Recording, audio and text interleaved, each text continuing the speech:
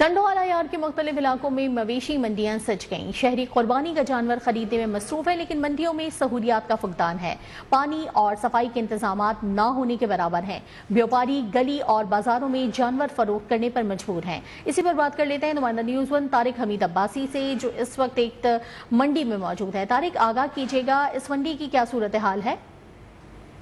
अजनबी मुल्क के दीगर शहरों की तरह जिला टंडोवाला यार्ड में भी ईद उल अजहा का चांद दिखा, तो उसके साथ जो है कि टंडोवाला यार्ड के मुख्तलिफ इलाकों में जो है कि मवेशी मंडी लगना शुरू हो चुकी है। और इस वक्त मैं मौजूद हूँ टंडोवाला यार्ड की एक मवेशी मंडी के अंदर। मेरे साथ एक व्यापारी मौजूद है, उनसे जानते हैं। सर, आप बताएंगे मंडी के अंदर कौन कौन से इंतजाम?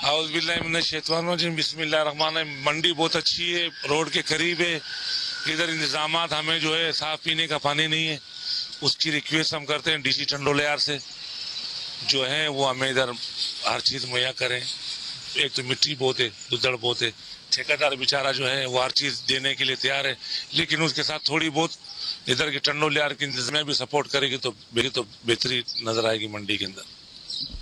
जी, आपने शहरी की बात तो सुन ली। इनका यही कहना था कि मवेशी मंडी के अंदर जो है कि ना तो यहाँ पे साफ पानी पीने के लिए मौजूद है, जानवर जो है कि भूखे प्यासे यहाँ पे खड़े हुए दिखाई देते हैं और शदीद गर्मी। बहुत शुक्रिया तारिक हमीद अब्बासी।